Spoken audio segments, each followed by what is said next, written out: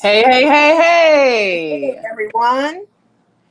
It's a Hey, Girl Chat Mo. How's it Sports going? Wednesday. It's not necessarily quarantine, but it's a, social distancing episode is what we've been calling the last two. Social So, distancing for yeah, sure. yeah. So shout out also to everyone that tuned in last week and to our guest, Gabe Robinson from the Lights FC Defender. We had a really good time chatting with him. So if you didn't check that one out, you got time to check it out because Yes. it's endless on YouTube, Spotify, and all of our platforms. And if you're watching us live, I am Mo and you got Mel. But I want you guys to do me a huge favor Yes. and start sharing, okay? Because we're in this space now where we are supporting all these Black businesses, we're supporting Black people in our media, and we would just like to share all of our platforms, and you can help with that by sharing ours. Yes, Just easy. indeed. Just hit the share. Please.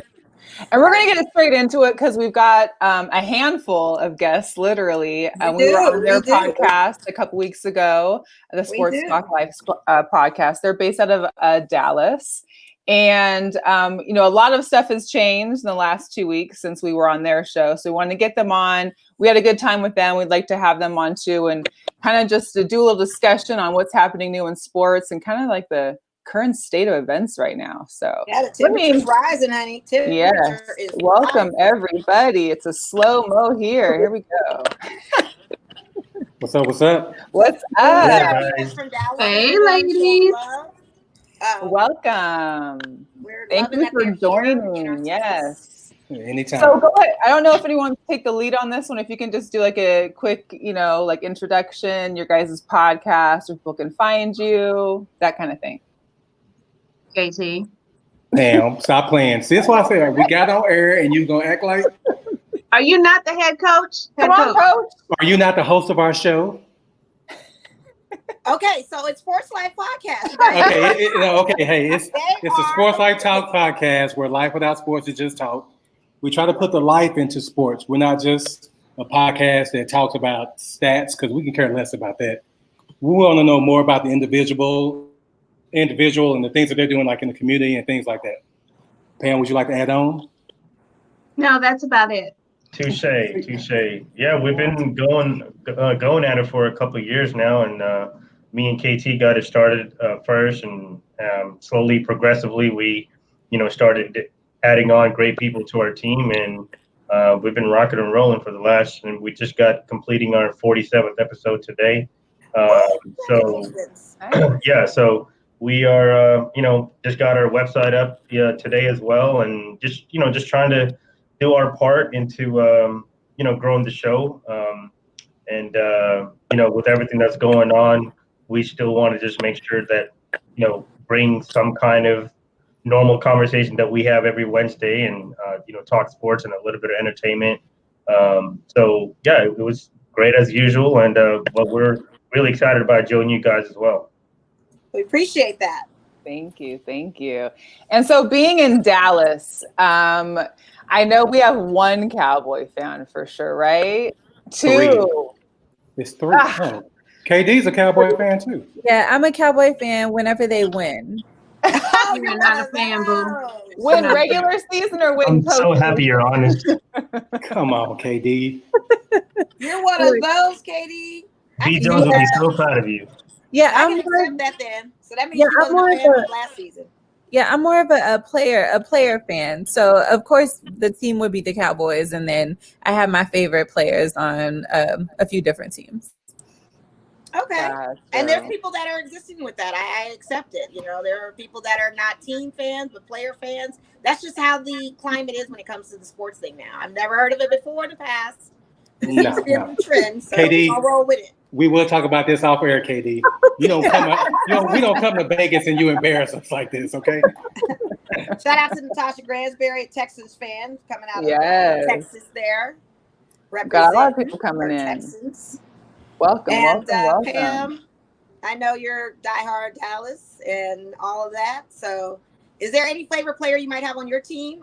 That's a good question, though, that's a good mention that Katie brought up. Is there a player specific or you're all team? I don't like any of them right now, but as a team, I love them. But individually, they all get on my nerves. Yeah. But you like Dez though, right? Dez no Dez is on longer the team. plays, but Well, I'm yes. just saying that's who you like. Yeah. Okay, Yeah. got you. Hey, Dez. Got you. Shout him out, girl. He might be watching. Just saying, let me put that in the universe. Please put it in the universe. Get out there. Get out there. That. Yeah. We totally need that. So, you know, with everything that's going on, start to finish, we probably are very tired. We're probably very exhausted. We are emotionally on edge. We are feeling all these various emotions. We want to scream. We want to shout. We want to cry. We want to punch the wall. We want to do all of these things. And I think in this kind of situation that we have right now, if you will, this may be a good thing of a wake-up call. Would you guys agree that the wake-up call is fine? You know, as Black people, we always kind of have a talk about there's going to be a time when we are going to change our minds and not hold back. And I feel like this is that time. Minus any rioting, looting, because I need people to be very understand that perfectly clearly that protesters, rioters, and looters are all three different entities. People are protesting on one street, looters and rioters are on the other street. Some may come intermixed because there's some antagonistic things going on that infiltrate the protests. But for the most part, the message needs to stay on task that Black Lives Matter. We've been knowing this forever, but now people are now realizing that it means something. And now we're going to talk about why Cap knelt. And speaking of that, I need you guys, and I want to know your opinions as far as his kneeling now instead of kneeling later. Like, for instance, if he didn't kneel, still had his job, and then knelt after all of this, if the season picks up, how impactful would the two be? Anybody can answer that. Just think about it like this. Isn't it amazing that the reason why we're here to this point with the protest is because of somebody kneeling? Mm-hmm. Except this time they kneeled on somebody's neck. And what's amazing to me is we've seen all these videos of Blacks getting killed by cops and just senseless violence. So it's kind of sad that now we're just coming to this point where everybody is sick and tired of it. Not just Blacks, whites, every race, they're just tired of it. So it's kind of sad that George Floyd had to die in order for us to get to this point, but at least his death won't go like, just for nothing. You gotta know what I'm saying. Yeah, it won't be in vain. It won't be in vain. Yes. And it also is a thing too, a testament to Minnesota and the upheaval in Minnesota, which I can't be too mad about because they never really made up for the Philando Castile. He watched that one on camera, him literally die in the car, being shot in the car with his girlfriend and his little daughter in the back seat. So I think another thing that really got people's attention too is when he asked for his mother, who has been dead for years. I think that spoke to people, and people don't understand when people are transitioning over to the other side, they see visions of people. His mom had already passed. He was literally transitioning on the ground, dying. He died on the ground. You could see everything that plays into that when people have those visions of ones that passed. So it's one of those heart-wrenching things. It's a thing that, we can't have onlookers just onlook. I mean, we love the filming because that's what brought it out. But, it's time for us to kind of hold our civil servant leaders or civil servant workers accountable. And they go and do these things without any kind of recourse, any kind of repercussions, and that's ending. So I think it spoke to a lot of people. I think it tugged on heartstrings of a lot of folks. And it's like, is this what it took for you guys to finally get it? Because we've been watching tapes. You guys didn't seem to be too upset with Ahmaud Arbery. We had a few allies slowly coming in. Or Breonna Taylor. Seeing it. Or Breonna Taylor. And now to actually see this man and his cries for help, like Eric Gardner's, let's not get that twisted, because Eric Gardner was crying for help too in his chokehold. Alton Sterling, same thing in Baton Rouge, Louisiana. So all of these stories, we've seen it play out. But this one really, really resonated because the man literally died right then and there, with onlooking cops not doing anything and 3 other cops kneeling on him for 8 minutes and 46 seconds. So this is why we protest. This is why we try to get our message clear. And I just wanted to ask you guys while you're here, because you're in Dallas, and Dallas has been highlighted for a huge march. Can you guys give me some insight on what that vibe is like? What are your feelings? And remind you, with everybody doing this, we're still in a pandemic. We still have COVID-19. We still got Miss Rona out there. Rona is still waiting to make her move. So can you guys just give me briefly like what the temperature is like in Dallas and what's the mood like there? Yeah, I think from just me not only watching the news but also seeing friends that are obviously going out and supporting as well. The biggest takeaway that I have is I think the first day or two when the anger was built up the most, you obviously probably saw not only rioters and looters, which that's everywhere, but also even just more aggressive, conversations or yelling at the, police officers that were coming out. But I think after a couple of days, I think they realized, and I think especially the Black communities really saw more and more non-Black people showing up. And I think they were like, wait, we have a lot more support than we've ever had. And if they're all with us, we don't need to get as aggressive because we can just do the regular protesting because the numbers are just growing. And, I've seen protests before, obviously, when things happen a day or two or three, but day 1 and 2 was great and day 3 or 4 kind of dies down. And I kind of expected the same thing just because that's the norm. And I just feel like people always forget about it and they just go on about their business. Maybe it's because of coronavirus and a lot of people are out of jobs and stuff like that. I don't care what the reason is. I'm just really glad and happy to see, my city, people going out there. And I feel like it's only growing actually every day as far as how many people are actually showing up. And now we're getting more and more and more pockets of different smaller towns also having their own, rather than only in downtown Dallas or downtown Fort Worth, where that's the two major cities in the area. You're actually seeing in all the suburbs and little towns and random street corners, you're having 20, 30 people just come out and do the same thing. So it's a beautiful thing to see. And I know they, did the arrest today for the other officers, but I don't see this, the numbers may dwindle down, but the protests are going to continue. I don't think it's going to slow down the next day or 2 or 3 just because, those guys are in jail now, we can call it a day. No. And I think there are actually even more people who would actually be out there. I not speak for myself, that I know for a fact if it wasn't for coronavirus, and if I didn't probably have a son, I would be more inclined to just be out there myself. Absolutely, I think we all would. And so it's just amazing to see. And I'm a firm believer for a long time that everything happens for a reason. And, this is that time. And, you got to take, all the way from the beginning of the year when Kobe was the first one to pass. I had a couple of people that, I know in the industry, whether service industry or doing concerts and stuff with, a DJ that I've known for 15 years, he passed. I had my attorney for my entertainment company, he passed. It was just like, man, 2020 and then coronavirus. And then, but I feel like this is the one thing that I can see. Yeah, it's a negative, but actually the outcome will be, and the long term will be a positive. And so that's what I'm holding on to. I know I can look back and be angry, but I'd rather look forward and seeing look at how many people are out there who agree, because I feel like, everybody wants to bring up MLK and what he did. I'm kind of tired of that. But I'm like, you do realize that 95 to 99% of the people that were out protesting with him were his people, meaning African-American people.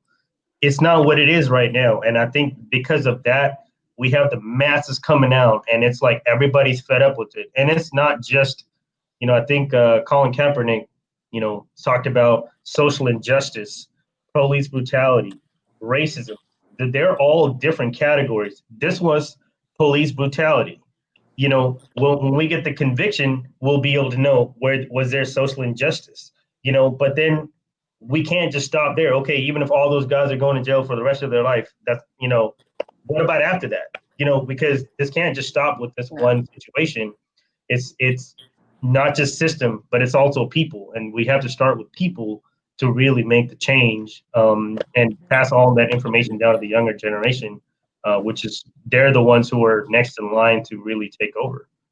Well, I think that's been one of the key things I noticed too through all the protests have been all over. Usually you see them in your major cities, but these protests have gone all across the country. into the other continents of the world, which is amazing to see all the support.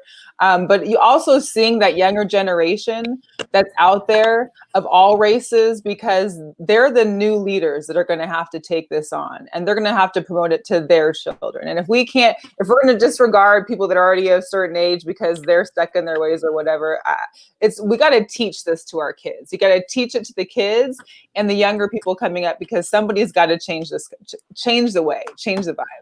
I think it's a argument for you guys for real quick for Dallas, because it's the South and it's entrenched with so much racism, discrimination history. And to see all those facets you're saying, to your point of all those different nationalities coming together, that gives me chills, because the South has a history of them not rocking with us, or us dying for even rocking with them. So that's pretty good. And Pam, I'm sorry, I didn't mean to cut you off. What were we gonna say? Oh, no, it's okay. I live in a suburb. I live in Plano, which has been predominantly non-Black, predominantly a Caucasian area. And I got stuck yesterday. I was just trying to go get some pizza, y'all, and I got stuck in traffic. And I'm like, what's going on? And it was the protesters. And when I actually looked, it looked like all the kids that my son goes to high school with. And they got to one part and they actually kneeled in front of the police officers with their hands up. And it kind of, like you said, it gave me chills and it made me cry. But then I started thinking, I hope you guys mean this. Right. I hope that this isn't just to be on TV or to be rocking with your friends or for Instagram or Facebook. Like, I hope you understand what you're marching and what you're kneeling and what you're holding your hands up really means. And when you go back to school and say a Black person pisses you off, do you slip back into the behavior that maybe you see at home, or what you're used to, or do you remember that this person is a human too?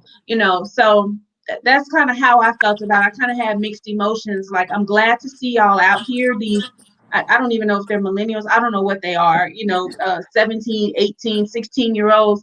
Like, I'm glad to see y'all out here, but I hope you really mean this in your heart. Like, for real, don't just be playing out here. Well, I think that's why the whole purpose of the Blackout Tuesday was so important yesterday. And I was busy doing a lot of work on Blackout Tuesday. It was definitely a time for pause, but I think people took it in the sense of we all pause, and it's not the case. We are trying to make Instagram be blacked all the way out, which means every feed is something Black related. If you're posting Black businesses, Black banks, things you didn't know, on Angela Davis, which books to read, which movies to watch. I mean, it was everything Black related on the Blackout Tuesday. So if you're going to be on the gram and you see that, then you know that there is education going on that whole entire day. And I personally, from my own Instagram alone, I was able to see that timeline go through. And it wasn't just the Black square. Everybody was following up with other posts and kept it going because it sparked conversations. We were doing it in our stories. I've had people of other nationalities reach out to me and say, Mo, you know what? I was so ignorant to the fact. I didn't understand what systemic racism meant. I didn't know what it meant when I was capitalizing on all lives matter. And to break it down like a 2-year-old or a 5-year-old to see a house burning and one house not, and they're putting the fire out on the house that's not burning, that kind of clicked for some people. They got it. They understand. So to your point, Pam, I hope that the young people got it, because that's what Blackout Tuesday was about. And I hope we keep some movements like that going, because I personally have made a pledge that I'm just posting everything Black related, all up until the trial. After the trial, this is what we're doing. This is going to be the platform. This is what you're going to get. You're going to get an education lesson from us every day. Not to say that you can't go out and research your own, because we had to research our history, but it's good to see that people are actually seeing the real truths that we've been so passively not telling them. So, and then KT, what was your thought on the Dallas too? The only problem I did have, and it's not really a problem, is that we have a Black chief of police and we have a Black mayor who are trying to, they had a platform for us to protest peacefully. And of course, you had people that came with bricks, and I know with protests, you're supposed to be uncomfortable. That's the whole point. But I just think that went a little bit overboard. Hey, if we got to tear up some stuff in order to get change, I get it. But that instance, I just kind of have a small problem with that. But moving forward, we have to get, You got neighborhood businesses that are affected by this, by the looting and rioting. It's not right and it's not okay because some people, that's their only place to go to shop within their community. So you're destroying the things that are built for you. Now, you can be upset and you can throw bricks, but don't do it there. And honestly, with the brick thing, there were bricks being set up along the roadsides of road maps to some. So many there's a lot of instigators. It was a setup. Yeah, groups that were doing that. So you have to stay woke with that. And I have to admire our people because they were really good at catching them and putting them on film and whooping their tails. Okay, do you hear me? It's all just We're not doing all that. Yeah. Well, that was one of the issues too. I mean, go ahead, you see all the protesters. You see all the protesters in various different climates of the United States, and I mean weather-wise as well. But then you see people that have on black hoodies, black masks, black sweatshirts, black sweatpants, and they're head to toe covered, even gloves. Like, there's not too many protesters that went out the house to protest peacefully, wearing head to toe garb and basically trying to not be seen. It's easy to point those ones out. And I'm glad that the people did, because when I saw some of those people taking advantage of, Black Lives, and you saw them, the one girl I posted that was they caught the two girls writing on Starbucks, and a bunch of other cases that were out there. It was just disheartening to see that, it has to come to that. Like, you got to come out here to try and just stir up the pot some more. Well, one big takeaway I'm noticing from this is cops are on watch too. So now we're arresting police officers for doing egregious things within the protest. Some people that aren't participants of it. I know you guys know about the situation in Atlanta with the kid from Morehouse, the girl from Clark, and how they literally rode up on their car, yanked on their door handle, slashed their tires, and busted their window. And they're doing that quite often, and it's getting sight unseen. And when you do film it, you don't know the circumstance of it. But I love the fact that Atlanta is not playing any games now, and they're looking at their department, and they're going to be like watchdogs. And I think across the world, we all need to be watchdogs when things go happen. If you see someone getting pulled over, you may want to be that innocent bystander to stand back and watch them, film them. I have done that. Yeah, I've just done to that. make sure that people are safe, because they are still, there are still not a lot, I don't know the numbers, but there's still some in the force that have the misconception that our lives still don't matter. And they're still treating us as such. We lost a gentleman in Kentucky who was marching for Breonna Taylor. He was a barbecue guy. He was actually feeding the cops, and those very cops he was feeding, one of them killed him. I heard about that. Senselessly. So it's still going on. We're going to have casualties of war because we are at war right now. And it's going to be some casualties. It's going to be some fallen, but we cannot forget what the message brings, and we can't forget what it's encompassing. So the police itself, they're on watch. And I believe in the Blue Lives Matter, like Black Lives Matter and All Lives Matter, but guess what? We also have black cops too. So that kind of negates the narrative of saying Blue Lives Matter when you have black cops too. And there's systemic racism within the department they work for too.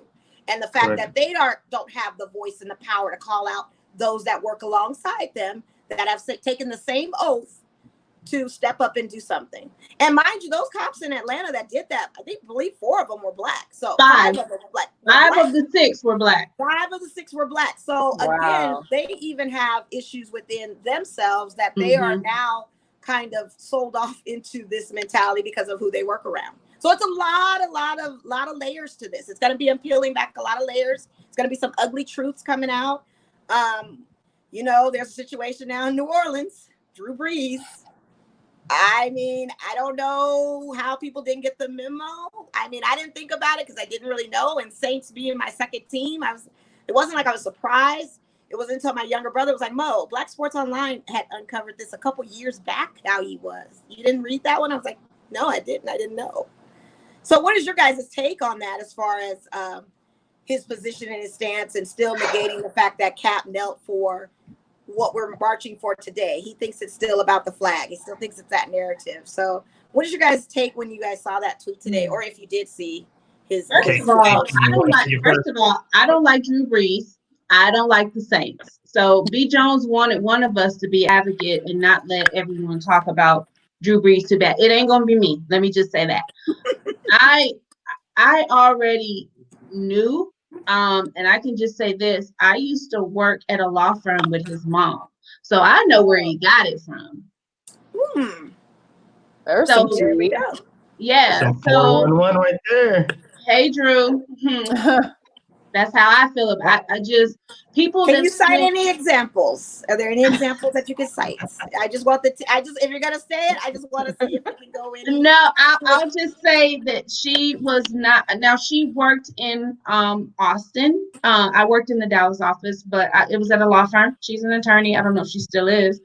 But she's an attorney, and just having to work with her was just.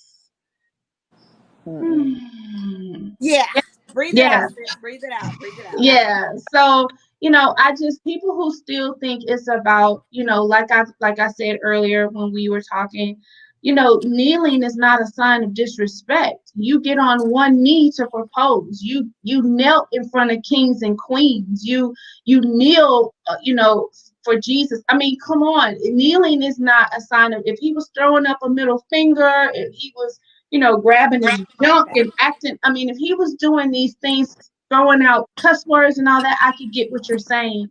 But all he did was take a knee. And Tim Tebow used to kneel too. Nobody remembers that though. Yeah, and nobody cared about a knee until the knee, like KT said, ended up on a black man's neck. Nobody cared about a knee. And so now all of a sudden people are like, oh, okay, we see what Cap is doing. But here you still at this point trying to say it's disrespectful to. Boy, sit down. Have several seats. Have an infinity worth of seats because you know Mercedes Benz Stadium and sit down. Go to each and every one of them seats in that stadium and sit down. Like he's going to be taking a lot of seats this season. Watch as he gets sacked. Everybody's going to be targeting him. Oh, absolutely. I believe that. I mean, my only thing is, if you felt that way, why say it now? You've made this about you now. So it's taken away a little bit. When you're protesting and you're fighting for a cause, you always have a hiccup. So this is a little hiccup. We didn't need to hear that from you, Drew, especially with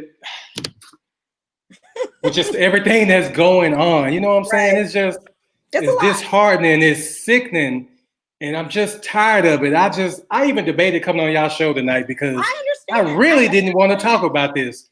But Drew Brees, he knows better than that.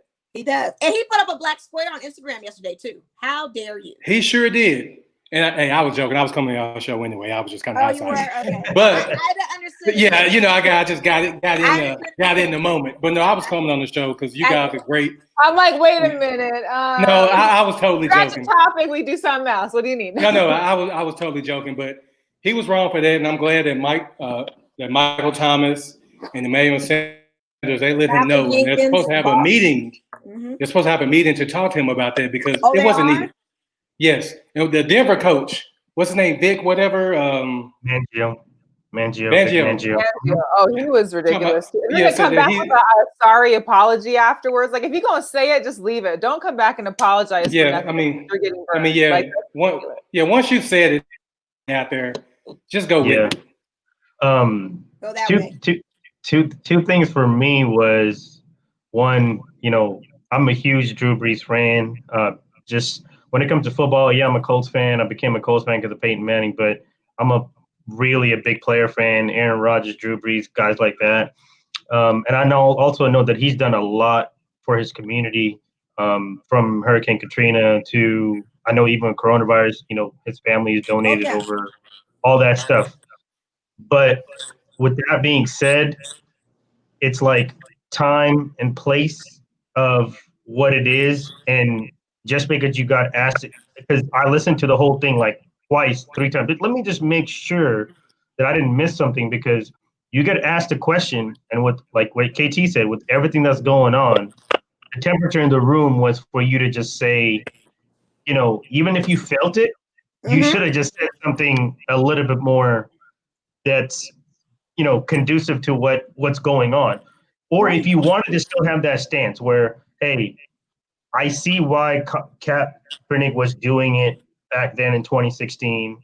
I can see where people are frustrated and, with the social injustice that are happening, and with I support the protesting, and, I wouldn't do it when next season starts, but I could also see why maybe some of the African-American athletes may end up doing it because of what took place and what we're trying to do moving forward. So you don't have to be okay with other people doing it. because you're not going to do it, but don't make it seem like if anybody else does it, because he wanted to bring up his grandfather and military. Well, you know how many other people, black players, their families have also been in the military. How many slaves fought in the Civil War and were used as the frontliner? You know what I'm saying? I mean, yeah, I don't. And for everybody that doesn't want to read, we can reference Glory and you can go check out that movie with Denzel Washington. Go for it. Okay. Yeah, you know, it's like you have to just know, like, come on, like, we're still in the heat of this thing. You know what's going on. Like you said, you just posted something about Blackout Tuesday. So did you really just do it just because it's a cool thing to do, or did you mean it when you did it and understand the, you know, what the whole purpose behind it was? Well, let me say that you said that he does a lot for his community and he donates and he this. Y'all know that there's normally somebody behind him saying this is what you need to do. So because he's in his community, giving back to Louisiana and New Orleans and doing all this stuff, that doesn't necessarily mean that that's what his heart wants to do. That's what his publicist and his relations or whoever told him he needed to do to keep him in good standing or to be seen as this person. I mean, come on, just because he's out there doesn't necessarily mean that that's what's in his He has a manager and he has a publicist. Absolutely. That's absolutely. That's it. So I think what he said was really how he always feels, and all this other stuff you've been doing, he probably don't even run his own social media. Somebody else probably posted that for him. He probably knew nothing about it. So, I mean, all of these, oh, well, he was this and he was that. That's stuff somebody told him to do. One thing that I had an issue with too is that he speaks, it's always about disrespecting the flag. That's the main fight on that side, is it's about disrespect. It's not, because think about all the people, the fans and coaches that are there that don't take off their hat. If you don't take off your hat, that's disrespecting like the flag and the national anthem. What about people that are filming during this time? If you're on your camera filming all this, that's disrespecting it too, to be honest. So it's not even about that. The fact that he wants to make this, and not only that, but he was asked a question about what he thought about the movement, and he didn't even mention the movement. He just talked about the disrespect of the flag. Now, I can tell you, even personal, from like, my father was in the Vietnam War, and if he was still here today, he would have no problem with this. There's a lot of people that served in our country that aren't African American that definitely are supportive, because they don't condone innocent people getting killed at the hand, especially at the hands of police officers. Right. Yeah, and I think a lot of people forget. At first, Colin Kaepernick was sitting. Then he talked with the military guy, and he's the one who suggested taking a knee. So even when he was doing that, you still had a problem. So it wasn't really you had a problem necessarily only he's taking a knee, but obviously, I mean, from my understanding, he's mixed and he's not fully black. Am I correct on that, or is he? He's biracial. He's biracial. He's biracial. By white parents. But I don't. I think most people saw him more as an African American than they did see him as Caucasian. So it's because if he was a star player, say like Patrick Mahomes, who's also a mixed, he probably wouldn't be losing his job, because I just believe that, because I think his play wasn't, obviously that season wasn't up to par. It kind of started going down, and it was like, oh, this is an excuse for us to kick him out of the league. But what has he done? He didn't just stop there. Okay, I lost my job and not playing in the NFL, but look what all the great things that he's been doing in the community, working with Nike, starting his own foundation, but also pledging every time something is going on. So it's like, he didn't just take that moment and, sit back and be like, man, I should have just kept my mouth shut, or I could have at least waited a couple of years, made some more money, and then did it. Right. No, he did, and he stuck with it, and he's doing 10 times more than he was doing back then when he absolutely. He's got his organization, and the thing of it is they weren't mad at the symbolism of the knee. Let's be clear on that. They were mad at why he knelt. They were mad that he put the message out there. They don't want to face a truth, an ugly truth of how blacks are treated in this country. And they run and they hide and they put their hand in the sand. So it wasn't so much a thing of his kneeling. It was the reason for the kneel. It was to call out people that kill us, pretty much. He said he was sick and tired of the disproportionate race of African Americans getting killed, the systemic racism and implicit biases that we have. It was more of his post-game interview of the reason. They blamed it on the act, but it was the message. No one wants to ruffle feathers. No, we can't talk about race right now. We can't talk about, it's just too, no, we can't talk. That happened so long ago. I don't know why he's bringing it. So it was that. Yeah. And now you're forced to have a conversation off of the fruition of his statement and his action of kneeling. So let's be clear. That's what it was. Do you know what somebody told me on my Facebook? I had posted when the whole George Floyd thing happened. I posted a picture of Cap kneeling and then the cop kneeling on his neck. Mm-hmm. And I posed the question. I said, so are y'all still mad at Cap or no? And I had a white friend that came on my post and said, yes, I am. This, and I quote, this is not a regular occurrence in our nation. What? I'm sorry, ma'am. Where have you been living? Her bubble? Please tell me you popped her bubble, because she's been living in a bubble this whole time, ignoring everything around her. You know what? I went back and forth with her about 2 times, and then I had a meeting, and when I came back, like everybody I knew had just gone in on her, and then all the truth really came out, because then all of a sudden she started talking about, and y'all, this went on for hours. Because I think she posted at 5, and at midnight, she made her response at 5, and at midnight this was still going on. And I was just like, what world are you living in? Like, maybe you're just blind to it. She lives in a bubble, turning blind. This is how you're walking around. Because it's too uncomfortable. Because it's too uncomfortable, and they don't want to face an ugly truth of their ancestral history. Well, guess what? We have to face it every day. Mm-hmm. We live with it. We have to suppress it. And now we can actually exhale soon. I'm not ready to exhale yet, because I ain't satisfied with everything that's going on right now. And I still won't be satisfied. And what Pam mentioned about, like, her friend, well, not really a friend, but somebody on Facebook commented about that this is a rare occasion.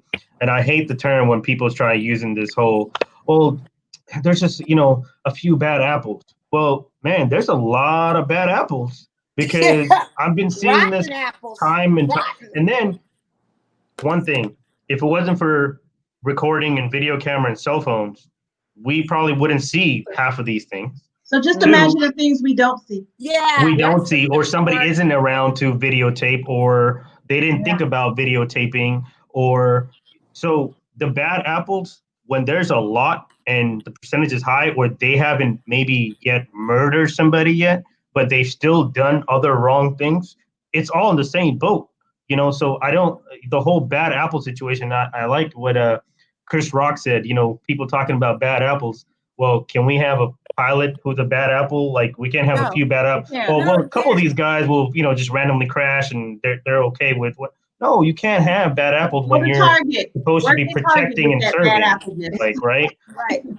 We can't have, doctors who do some successful surgeries, but some not, and we're going to go rely on them doing ours. Like, that's not how it works. So the police are supposed to be there, like, hey, if I'm in trouble, I should be able to call on you, and you're supposed to come help me. Now, if you see something, then you've been trained, just like when people go to school or medical school or whatever career it is, you get trained, even at your job, to do the job you're supposed to do. And if you go out of line, you usually get reprimanded or fired. And but it's like, no, with this particular man, police officer, or no longer police officer, but Chauvin, I mean, is like all the past history that he's had, 16 complaints, killed another person back in 2008. So it's like, it's a system issue. It's not an individual or bad apple issue. It's a system issue, because you're just like condoning it. Whatever. We just turned the other way, because it hasn't become an issue as of yet on a world level, really. And now it is. And now, that term everybody has been using the last 4 or 5 years about stay woke. Well, now the police officers have to be stay woke, because if you don't, people are going to be coming after you with no regards, and they don't even care what's going to happen after that. Well, I mean, let's just take that scenario for a second of bad apples. Like, if you have a crate of apples and one goes bad, what does it do to the other ones? It turns them bad eventually too. I mean, it just takes a little time. So the thing is that police departments, and like you said, the higher ups, I know for my job, when I get in trouble with something, there's disciplinary action. Okay. And there's only like, yeah, okay, maybe you slipped up one time. Maybe there was a one issue and you're going to change your, the way that you may need some more training or whatever. You're not going to get chance 5, chance 10, chance 18. No. That's never going to happen. So why is it that the police are able to have these situations? Because their higher ups are with it. That's why it's important to vote. Their unions are with it and their higher ups are with it. And I urge every Black person, and I've had this conversation with my dad, young, old, whatever, get on the police department. Police your own communities. You don't need someone that does not represent you, and representation matters, policing and being a sheriff in your area dictating. You need to get infiltrated and over. Because did you see the video where the sister stepped in when that one kid was getting harassed on the curb? Yes. That's why we need us and more like us in those departments, in those positions of power to try to overthrow all of that. Yeah, and I think people lose sight. You do realize that it wasn't one bad apple in the situation. There were 4 bad apples in this one situation. There was no actually good apple that were just standing around and didn't do anything. No. It was all 4 more bad apples. 1 and 2, like the whole notion that it's just convenient, that you can just get away with it because you just kind of know, like, well, that's been the norm, so I'm going to stick to it. And we're told and taught, see something, say something. But when it comes to police, when you see something, just don't say anything, because that's just not how it works. Where does that make any sense? The girl on my post, I guess her brother was I think she said her brother. I didn't read half the stuff she wrote, but she said something about, well, he has PTSD from the stuff that he's seen and this and that. Ma'am, then he needs to go be a security guard at the mall. I mean, you can't have this type of job. And if there's, already know that he's on this medication and he's on that, I'm sorry, then why is he still a cop? I don't want him coming to protect me. I need the one that has his right mind coming to my house when some things go down, because I don't need you slamming me on the ground. I'm sorry, sir, I caught you. Like, if you have PTSD or you're a cop that's going through something, then you need to take a step back and you need to find you something else to do. Because what's going to happen is you're going to start taking that out on people. They all need to have a mental check. There's a lot of procedural things that need to happen. I think that's a wake-up call for the chief of police, the mayor of different cities, that they need to put implementations and plan and retrain, re-educate, and get the bad ones off the force. Just that simple. That simple. Yeah, and then also, if you see them, you need to get them out. And offer incentive for the good ones, so that you are more than likely, just like everybody's job, we do an annual evaluation or whatever. Do the same thing. If you don't have any complaints, or if your complaint was, obviously biased or something like that, then you give them extra bonuses or whatever, so that they're more inclined to do the right thing as opposed to just turn the other way. And so I think there's a lot that can be done. And give out stiffer demerits. If you happen to turn your body cam on, that's the demerit. If you continuously turn your body camera off, you're out of here. Oh yeah. How is that even allowed? I mean, because the body cams are still allowed to turn off, turn on. They should make. There shouldn't even be 3 strikes for that. It should be 1 and out. Stay on. They stay on, and when you report back into command, your command person turns it off. It should be a system like that. As soon as you walk out the door, we turn the cam on. We're not going to turn it off. It stays on. When you come back to, and I don't know the inner workings, any cop, shout out to Goose and all of those. They can always educate us on that. But it's that kind of thing. You need stiffer penalties for the little inactions that they don't do. Correct. And that's how you know which ones are going to be good and bad. Absolutely. So it's a lot. We're just going to take a breath real quick. But hey, shout out to y'all guys. Dak Prescott did give up $1 million for police training. So however that unfolds, hopefully that money gets. That's good. Wait, where did Dak get $1 million from? He ain't signed a contract yet. Dak, hold on. Wait. Well, from those private parties he's been hosting, he be getting that money. No, Mel, you do not speak on the Cowboys at all. I'm not letting you get away with it. Go right ahead. Go right ahead. No. See, that's what's wrong with black folks. You're spending money you ain't even got yet. No, he got his Campbell soup. He got his Campbell he has like 13 money. Endorsements, so he has money. Oh, okay. I'm just. Don't you start. I can't have you and Mel acting up tonight. No. I just think he has. How dare you? They're just speaking their truth. They are just speaking their truth. Serge, I'm gonna need you to have my back on this because I'm getting jumped. Bro, I can't. That was she dropped a good one there. It was too funny. Never ever coming for me. I want to know what's your take on the outpouring love of everything from our athletes? Like, what's the best tweet you've seen? The actions of Steven Jackson, who was George's brother. Let's just be real. They look alike. That's your brother. They look exactly alike. That's your brother. Exactly. I mean, we could say brother from another mother or whatever, but that is your brother. So what is your guys' take? And then seeing Gianna, another Gianna. Isn't this like another Gianna? On his shoulders? On his shoulders, yes. That did it for me. That did it for me too. That did it for me. My and dad what did you say? My dad changed the world? Yeah. My daddy is changing the world. He did. Crazy. What do you see? And we hope that happens. We hope the fruition happens. For sure. I mean, he's going to be in history books, hopefully by the time my son's in high school, for sure. I'm those are the kind of things, even with the negative situation, that make me feel good. In the picture, I know he's going to get talked about in that aspect. And if you grow up in this generation, you're going to be able to tell your kids and pass it on to go into the future. But man, I feel like there were just so many guys from all walks of life, entertainment, artists, obviously sports celebrities. But I'm always gonna, in a situation like this, I guess I kind of expect the African-American athletes to say and support. So I'm more into looking at the white side of people who are doing and speaking out. I would say the basketball team wise, and probably in sports, the team that I hate the most, I respect them, but I hate the most is the Spurs. But I love me some Greg Popovich. He keeps it 100. Steve Kerr and Chris Long, they're all on my top. They're on my top threes. They're my top three.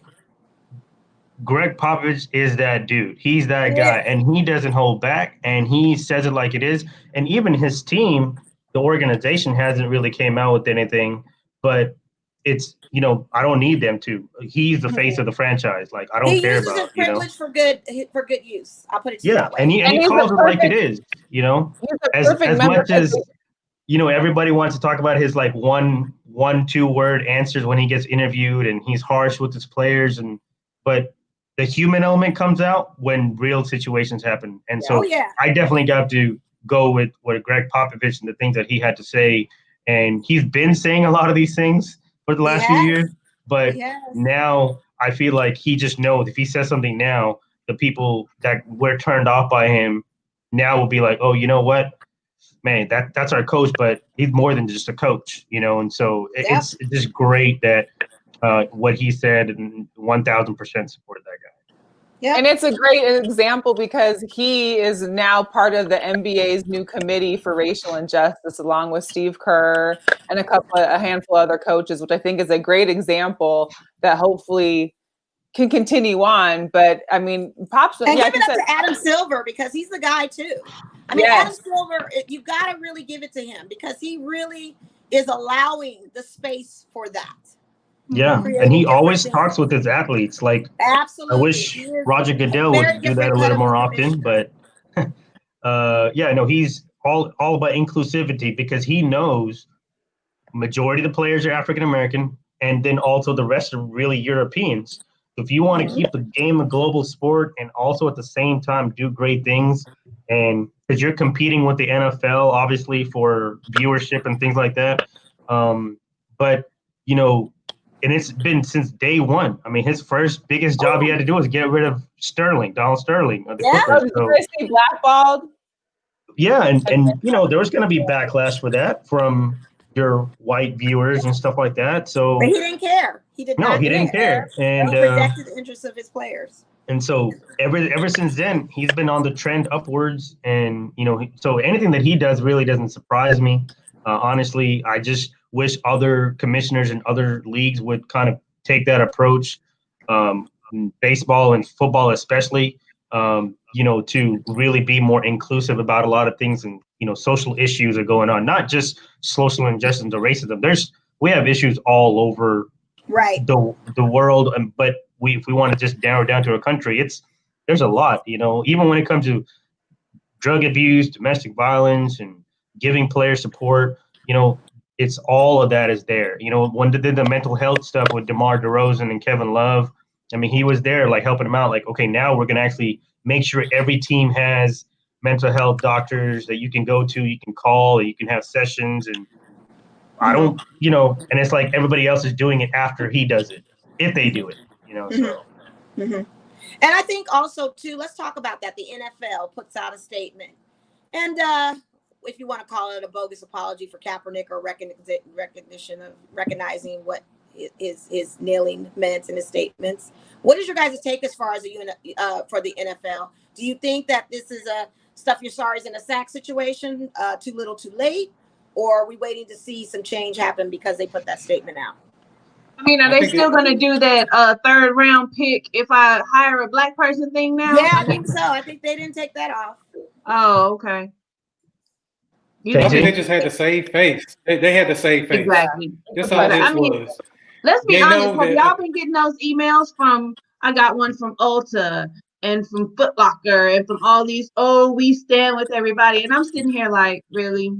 Okay. What's the language in those emails that you're getting that the NFL missed? Because I feel like if you're not putting in the language about black people specifically, then you've missed your mark on all of that. Yeah. Because that's what we're talking about. But I'll tell you, Mo, when they put that out, I didn't even read it because, I mean, Kaepernick, he needs to be in the league. He's being blackballed. So you're trying to bring this message out now, but this man is still out of a job for what he did. Not on the playing field, on the sideline before a game. Right. It's just not right. Yeah, with the NFL, man, I got to see action. I can't just see words because y'all been talking about doing this and that for all this time, and I haven't really seen any real action. So if you back it up with real action when the season starts and stuff, then I'll maybe be on board with what you had to say. But until then, I just don't see it now.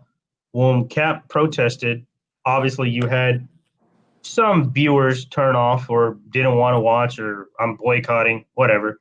I'm wondering if, you know, some of the African-American viewers maybe will turn off because they're not doing things that, you know, you would want them to do to, you know, infiltrate and do things for the black community and bringing more awareness and do things, making each team do something in their own communities.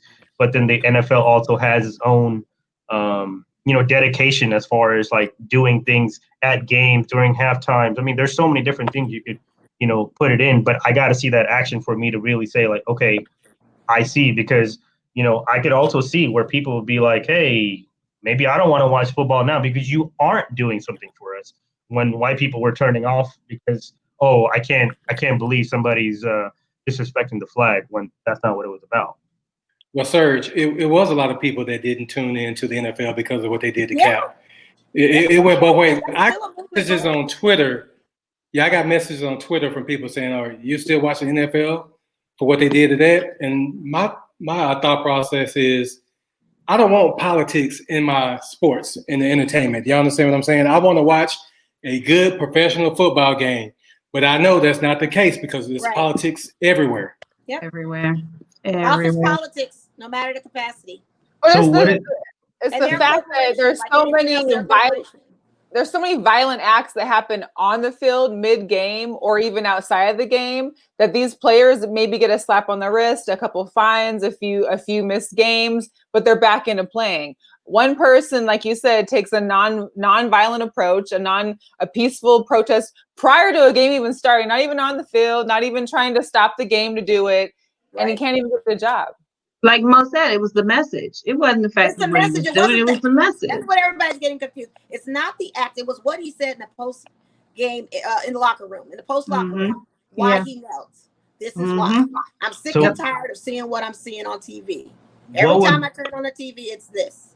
So what would be y'all's thoughts if now all of a sudden we start hearing rumors, and especially next season, that, oh, look, magically we're going to give him a tryout, or we're thinking about signing Cap? I wouldn't like it because you're basically admitting guilt from what you've been doing.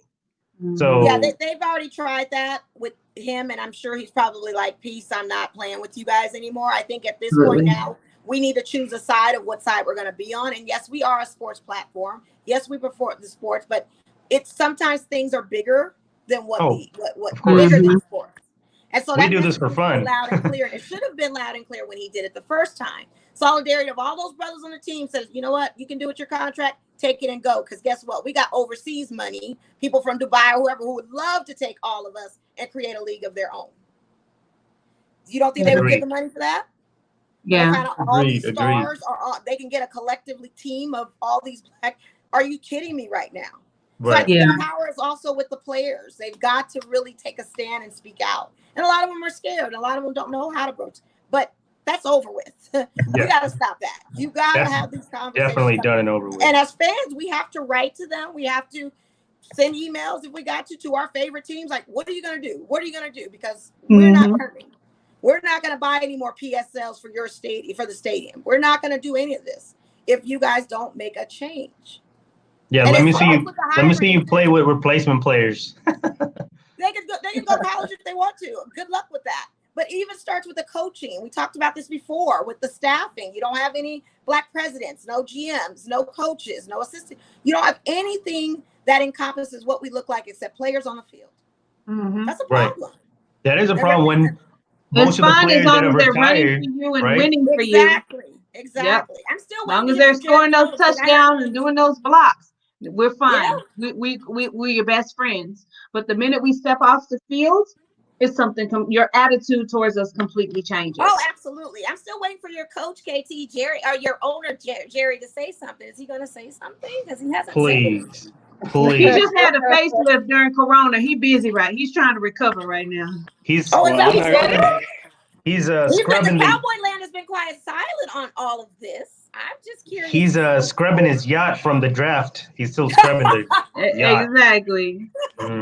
Well, Jerry, I'm not going. Yeah, I'm not going to try to defend anything that Jerry did. When he did try to, let's kneel before the cameras roll. Y'all remember that? I'm like, come on, man. Yes. That was weak. It's America's team, of course. Everybody knows about it. Yeah. Let's just not kneel. That was. He tried to show some solidarity. It didn't really go over well. He was trying to appease. But Mo, the fact that you said that, I'll take it now. If your partner said that, I'd have said something else. Okay. Because I don't really harass you that much, brother. I'm trying to keep exactly. I'm trying to get a game of.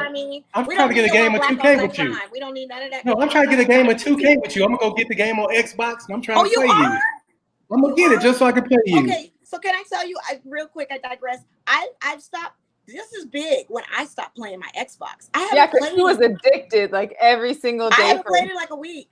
But tomorrow's my self-care day, and I urge all of you to take, and everyone out there listening, we've got to take a self-care day where we turn off the social media, turn off the TV, do some other activity, read a book. We need a day just to kind of chill from all this. Decompress. I take that every day. I take that every day. We keep watching it and watching it. We're going to be obsessed like the OJ trial. Like, there's stuff that you just, it's like a car crash that you can't just stop watching. But there's a day that we just need to kind of woosah and do that. And I think tomorrow's going to be my Xbox day. So, KT, you need to let me know when you get your game because I gotta go back and practice. I already have it, and I have an Xbox. So you have Xbox too? Yeah, I was playing 2K till about a month and a half ago, and then I've been playing Call of Duty like every day now. At nighttime. See, and I got into Grand Theft Auto 5 and I was playing that. Like it just kind of switches off, but I'm down to play with both of y'all. I play usually like from like now for another like 3 hours. So that's usually my time. Yeah, okay. I'm with it. Wow. Mel, I don't do any of that. So I don't do games. Like, all right, come on, Phil Bell. Let's play games together. Pam. I play games with her. No. I don't play games with No. You're not high-fiving Mel on that. You don't high-five her on that. I need something. I'm missing my aces. I play the WNBA when I play 2K, and then I play my Lakers when I play 2K. And I'm missing my sports. I need something. And I got Madden too. I haven't even it's downloaded on my system. I haven't even played it yet. But I know the NBA did announce that they're going to come back possibly with 22 games.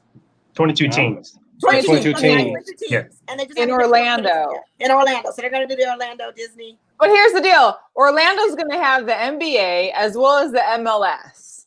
So and it's gonna. I mean, Orlando's gonna be crazy there. Lots of money in the southern or in Florida there. My question, Mo. Of course, we all know the NHL is coming back as well. That's gonna be towards like the middle of July when the season starts, supposedly. And they're only picking 2 sites, which they haven't named those names yet. And because Vegas was a supposed site for NBA, I'm thinking maybe that means the NHL is coming here. Yeah, and I think Dallas is on the list too. Dallas is on the list for NHL. But also the WNBA, they're trying to come back as well. Yeah, they need to because I can't be playing with these girls. But the funny thing about Xbox is they upload the new roster, so I got the new roster a little bit now. So it's like, wait a minute, the new players are on now. Yeah, so I just go get massages. I'm gonna go get my nails done, toes done. That's please get those toes done. Get those. Oh my God! Are you guys in a phase? Like, what phase are y'all in out there? I'm going wherever the heck I want to go, Faye. No, I mean, like, are places open yet, or? Yes. Restaurants are about to go to 100%. Bars are about to go to 50%. Later this week or next week. So I just heard that earlier today. Obviously, cases have gone up in the last 2 days, but I think that was because not because of the protest. It was because of we started opening up 2 weeks ago, and now it's that infiltration of people. Now, in a week or two, we'll really know how this protesting stuff has really caught on to that coronavirus. We're gonna have to end up shutting down again for at least 2 months. That's what I think too. Yeah, because people like me been going to get a massage at the nail salon. You just don't care. I got my nails done, but other than that, I've been in the house. I'm going to eat. Nothing will stop me from eating. I'm gonna tell you that now. Nothing. Oh, I love to eat, but I'm eating at home. I'm not ready yet. This world, everything could be burning, and if I see a McDonald's, I'm gonna be like, let me go get this. Not Wendy's though. Not Wendy's. Yeah, not Wendy's. Pizza Hut. Wait a minute, y'all. They hurt my heart when they said Chick-fil-A. My heart is hurting. Yeah. Well, no, we knew that about Chick-fil-A. We knew that about Chick-fil-A. They've been like that. Oh, Chick-fil-A been like that, honey. But hey, listen. They was against LGBTQ. That's different for me. That was enough. I'm cool. Yeah, so damn good though. It's just hard to turn it down though. That's the only problem. It's hard for me to say no. But what surprised me was Waffle House. Did y'all see the Waffle House was on the list? No. Waffle House was on the list? Yeah, Waffle House, IHOP. Let me see if I have it on the phone. I'm gonna tell y'all. Yeah, IHOP. Reveal the list because I know Home Depot is one of them because that was early CVS. on. Hobby was one of them. CVS. Yeah, so we got Wendy's, Taco Bell, Carl's Jr., White Castle, Chick-fil-A, Papa John's, Little Caesars, Pizza Hut, Domino's Pizza, Waffle House, Buffalo Wild Wings, KFC, Krispy Kreme, Chili's, Jimmy John's, Cracker Barrel, and IHOP. So you saved Wingstop. Thank you. Yeah, you did say Wingstop. Well, Shaq. We still got Whataburger. Rick Ross. Hey, but listen, PayPal is on that list. I haven't used PayPal in years. They can miss me. I'm pissed at PayPal. I don't PayPal. need PayPal. I would do Venmo, Cash App, whatever, Apple Pay now, but PayPal is on that list. You got to use Venmo because I think PayPal owns Cash App too, I believe. Yeah, they do. So I'm Venmo. So you can't put our Cash App. Now, sorry. We need that. We gotta switch that up. We gotta switch that up. I mean, pretty soon we're going to run out of services to be using. So just FYI. Well, I hope that there becomes like an updated list where hopefully some of these people will back out from that. I mean, this is going off of what's been supporting him. So hopefully some of these people kind of back out. I don't know. I can't say that they will, but hopefully somebody gets a clear head over there. I don't know. Yeah, once Apple and Samsung do it, everybody got to get rid of their phones too. So and that's gonna be so hard because it'd be hard for me to go to Brooks. I can't do that. I can't do that. You don't want a BlackBerry? You don't want a BlackBerry? Sir, I'd rather send a picture. Sir, we got to put our foot down somewhere. I ain't giving up my iPhone. I cannot give up Chick-fil-A. I'm sorry. Y'all don't want a BlackBerry? Sorry. No, don't want a BlackBerry. If Motorola comes back with a dope BlackBerry, I'm with it. Let me get my two-way back out because I can pull that sucker out. We hooked Nextel. Hey, my Nextel phone's right in the closet. It's a flip, but and it still got the chirp. I can totally do that too. Yeah. Hey, and Mel, while you giving Pam's high five, you may want to put some hand sanitizer on because she's been everywhere. You giving her high five. I keep hand sanitizer on me. Don't. Yeah, you may want to use it right now. She did that. You did that high five. Yeah. She's not the one that told me to act right before we got on? Was he not the one that told me? Yeah, he did. Sir, I'm so trying to be in your corner, but you make it so hard. Pam, I apologize. Listen, Pam, I'm acting like I don't have home now, so I apologize. But it probably happened again, so be ready. Thank you. Hey, real quick. So what do you guys think is the status of the NFL season now? I think majority of us are excited for that. We know that now they can't leave for training camp. Training camp has to happen at their headquarters, at their home base, which means also for us here in Las Vegas that the Raiders will be going to Napa. They're going to be coming here to Henderson to their new facility here. So do you think it's going to be an on-time thing? Do you think that it's still a ways away to figure that out? Do you feel like it's going to no fans? Will there be fans? Any ideas? Look, Mel, the NFL is like $1 billion industry. It's you know good and well they're going to get something going. It won't be fans, but the viewership and all that will be watching. I need something because I was over watching Game 6 of the 2012 Boston. Oh, stop. No, Miami and Boston. And I'm getting mad at LeBron for missing free throws, and I know good and well that he missed them already.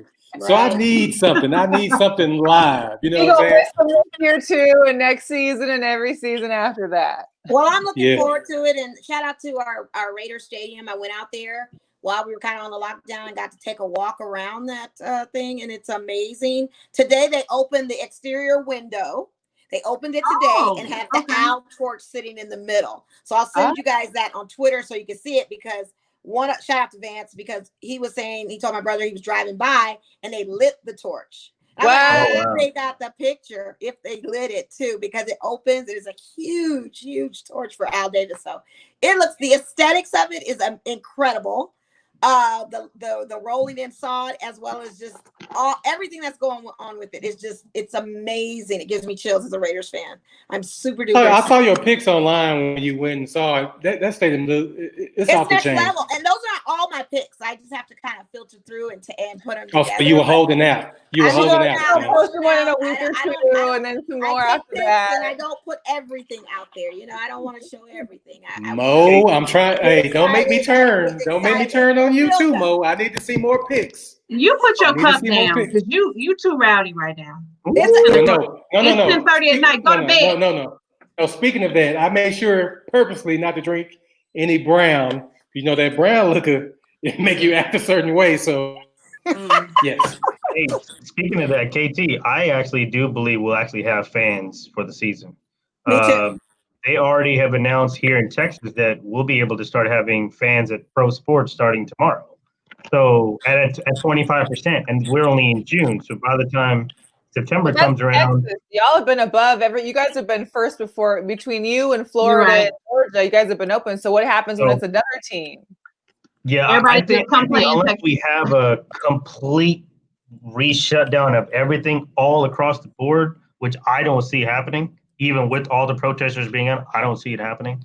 I just think that we're going to have fans, and it's a multi-billion-dollar industry. It's too much money on the line. They're going to do whatever it takes. NFL is the beast of the sports landscape. So because of that and that alone, sports betting, all that will be back by then. Vegas, the whole 9 yards. It'll be back open. Back here, but you know, it might not be 100% all the way with everything, but at least 50% of what it was and before. So they're not going to miss a beat. I don't know. I know because Seattle's still on lockdown. Like they haven't even gotten to phase 2. They're not going to get to phase 2 till the end of June. When these riots took place, no businesses had even been open. So, you know, most businesses, when the riots started that had already been open, they were able to like kind of cover windows and kind of shut things down. None of these businesses anywhere had even that chance because they'd been closed down for this whole time. Well, that's the one thing I would say about Seattle. That is very smart. Now, your Seahawks. Well, the Seahawks will probably have to move to train and to play games. Will they go to Arizona or they're not going to move? I mean, that's the whole thing is that you're not going to be able to start the season if less all the states that have a team are on the same team. Yeah. You know, so best believe Seattle's about to get ready to open in because they're going to have football there. Well, something they might have football, but they might not have fans. I don't know if fans. I think the season will start, but I don't care if there's fans. I watch it on TV. I'm fine with that. I mean, I would eventually like to go to a game at some point this season. Like I do like to. It's all about the 12th man in Seattle. Hello. Come on, KT, you know this. Surge, don't you do that. You know about the turkey grease too. You know about the turkey grease on that football. Mute yourself. Mute yourself. I have never seen a ball that shiny on the field ever. Mute yourself. I even see a little number 12 behind Mel. Oh, Yeah. It's all over. I don't know. It's all about it. Hold on, wait, Surge. Mute yourself. Surge, there are only 2 males on this show. And for some reason, What happened to him? See, that's what happens That's why when you he start. froze up. That's why. I don't like Froze ugly. God don't like ugly. Yeah, He's stuck. That's that Blackberry. That's that Blackberry. Stuck in the right Matrix. He's stuck in the Matrix. That is so You knew you were about to come with a riot from your mouth. Right. He for real stuck too. Yeah, he is. But it's a good pose. I mean, you can take a picture with that one now real quick. We can all pose with that.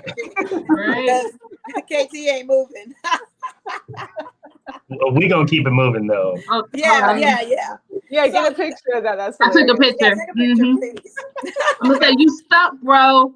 He Right. is totally stuck. I'm about to cut him off the stream and then he can come back. Like, Wow, that's hilarious. It would happen exactly at that moment too. Right? He was ready, and then he just. Hold on, wait. Well, there's only 2 males on the show, and we. Yes, That Classic. was it. That's what I he love gets. it. He's talking all that trash. Let's talk about this real quick too. Let's talk about ESPN because they put out a statement about everything that's happening, and it's kind of like an "I told you so" moment from Jemele Hill because she put those things out and lost her job and got reamed. Her tweet was good. Before due to 45, their alliance with that. So, what is your guys' take as far as ESPN? Is it as too late, too late to apologize type situation, or they got a chance to redeem themselves, or what do you? I think it's too late for everybody to start apologizing right now. I just like you didn't want to hear it, you didn't want to pay attention to it, and now you're going into mode. Like no.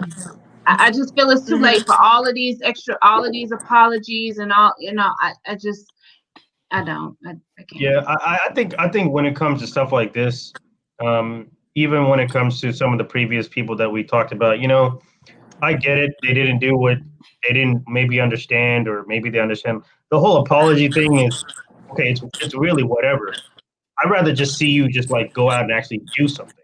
And so if I actually start seeing actions, then I will appreciate your apology when you do what you are trying to preach that you understand now and we apologize or whatever. And on a side note, I know this has nothing to do with ESPN, but I'm very happy that Fox Sports 1 got rid of Jason Whitlock. Oh, that is the silver lining to all of this. I didn't even know about it till Matt Barnes posted it, and I was like, wait. I was like, wait, no, because I watch some of his stuff. Sometimes I'm like, wait, how does he? So is Marcellus Wiley taking over the show? Maybe Marcellus is taking over the show now. Right? I'm hearing that they're looking into Michael Rappaport. But I don't think it'll be consistent. I think just until they find a proper replacement, like full time to go with Marcellus, and then there's people that have left ESPN in the last 4 or 6 months. There's always guys out there that anybody will be better than Jason Whitlock. I mean, shoot, one of us can go on there. We're gonna be better than Jason Whitlock. I mean, that was the silver lining of the day, and I totally forgot about Jason Whitlock not, losing his job. And I was like, you know what? That was the best news ever. The best. Right. That dude right there, man, he had it coming, and well, he deserved it.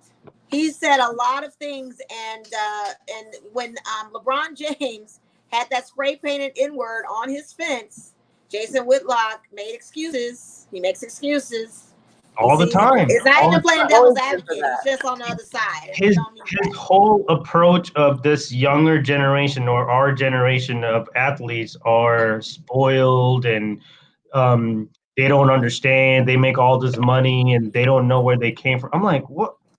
Like, I mean, like sometimes you have to bring context with the situation. So if I don't have to agree with you, like Skip Bayless, like I don't like the guy, like, you know, I disagree with him a lot, but I respect where he's coming from because he at least gives context behind his stuff. Right. He hates on certain players, but when it comes to people in general, you don't hate on people. You know what I mean? Like he talks about on the field, on the court, but Jason Whitlock goes above and beyond. He does. He takes it to a whole nother level that you've never seen before. He brings it political more than anybody else, and I'm like, nobody else is bringing political, but you infiltrate it and try to make people look bad because of your experience. And I've been seeing that 4-letter C word thrown around about him from a lot of people. And yeah, he's been on the list we personally have, and he's been on that list for a very long time. So it's just the chicken's coming home to roost because it's like I said, it's a wake up call for a lot of people to be like checking themselves and checking themselves real quick. But the thing is, oh wait, you're back. Yeah. Okay. So this is what happened. It was really bad timing. But I wanted to come on and say, hey, y'all didn't have to kick me out. We should all freeze real quick, bro. That's what I was doing. I was like, no, my internet went out of the house, so I had to go on my hotspot. But with Jason Whitlock, I wanted to say y'all kick me out. But with Jason Whitlock, he's saying that he's going to try to start his own like little network because he knows nobody else is going to hire him. No, and nobody's going to watch that crap either. Nobody's going to listen to it, watch it, nothing. He thinks he's got Bill right there with his Wendy's and get bigger and bigger. Go for that, bro. Yeah, I can't even get a 4 for 4 anymore, man. That hurt my soul. I gotta actually cook. In-N-Out burger ain't on the list, and I know you guys don't know about In-N-Out, but if you ever come to the West Coast, but we got In-N-Out here, but we have In-N-Out here. Oh, okay. It's no better than Whataburger. I've still never had it. Whataburger is where's that? Whataburger. I like Whataburger, but I haven't had it in so long since I was in school down there that I don't know. But In-N-Out. I'm In-N-Out girl. I don't know why. Yeah, but Jason's got to go. I'm glad that he's out of there. Yeah, big time. And yeah, we can breathe a little bit on that one. Yes, for sure. Definitely. Yeah. So what did I miss while I was out for like nothing? We was talking about you, the Cowboys. They suck. I mean, it was Yeah, it was nothing of importance for you, I guess. But yeah, not really. Well, Serge, you ain't got my back anyway. Let somebody else tell it, man. I know. Mo asked about the ESPN statement and what was thoughts behind. Is it too late for them to apologize? And then with the firing of Jamel Hill, is it kind of like an "I told you so" moment? And will they, what is your take as far as that vibe with ESPN? It's too late for all of that. Jamel Hill went out there. She's established herself without ESPN. She's doing a great job, so she didn't need it. And I really hated that her and Michael Smith are not on ESPN anymore. I love their show. I love their show. I knew once they went to that 6 o'clock Sports Center that they were done. They knew they knew that was happening to them, and that was unfortunate. And your sister Pam over here agrees with you because that's exactly what she said. That it's too late for apologies on a lot of these folks. Josina, hey, man, I'm proud of you. Right? Sometimes. Josina Anderson is gone too. Yeah, I just saw that last week. What? I didn't see that. A couple days ago. Yeah, but I don't think that hers was anything related to like Jason Whitlock type of deal. I think hers was just either contract was up. No, I think she was trying to get like her own show. Oh, okay. Something like that. Okay. And they wouldn't give it to her. I'm like, as much pull as she had, as many stories as she broke for y'all couldn't help her out. Yeah, she's great. Yeah. Especially in that industry. Shout out to our Black media and journalists because that's a lot of them get to see the same things that happen. Right. They're right there. But even more so because she's a female, like that's right. That being female and African American. I mean, you're climbing up from the very, very bottom. And so for her to, I believe she's going to be great, whatever she does, and she'll be right there with Jamel Hill being successful in whatever endeavor she crosses. And I got a story about Joseph. I got a story about her. She was following me on Twitter for about a couple of months before she got big. No, listen, her first interview she did terrible on the sidelines. And people were killing her on Twitter. I sent her a message. I said, hey, you'll kill it next time. She followed me after that. But then when she got big, I guess she was like, I don't need him anymore. So I guess she kicked me to the curb. That's what I planned on doing. How many times have you told that story? It's probably like my third time today. So is Jay-Z influential for this NFL thing or what? Is his seat at the table still good with us? How are we feeling, folks? Say it again. With Jay-Z, is he still at the table? I mean, he's met with Goodell. He was fighting for social injustices, supposedly, and all of. We're beyond kneeling. We're beyond kneeling. So, what is that an E-Crow moment for Jay-Z? What is your take as far as him and saying what he said? Yikes. I think Jay-Z's. I think his motives were meant to be good to try to bring, But it's just hard for me to say. Yeah, the approach was right, but then I guess like what the musical guests and stuff like that, trying to incorporate that, like that's all we're good for is music. You know what I'm saying? That's why I'm tired of commercials. Like McDonald's, they used to have R&B songs. I mean, you like your food. Yeah, you don't have to just got a job story. Yeah, I mean, come on. But I think his intentions were good, and I think he's still working behind the scenes. But you're dealing with the NFL. You're dealing with a monster, so it's going to take more than him, to get changes. Yeah, I think he should just stick to Rock Nation Sports and just concentrate on developing and teaching younger athletes and go to colleges and make college athletes understand, like when you do make it to the pros, like how to handle your money, those type of things. I think he'd be better at doing because all that other stuff with the trying to infiltrate music and stuff into it's sports. Like there's times when we need to mix sports and music, but what he's trying to do, no, this is not it. That's not what Cap was trying to do.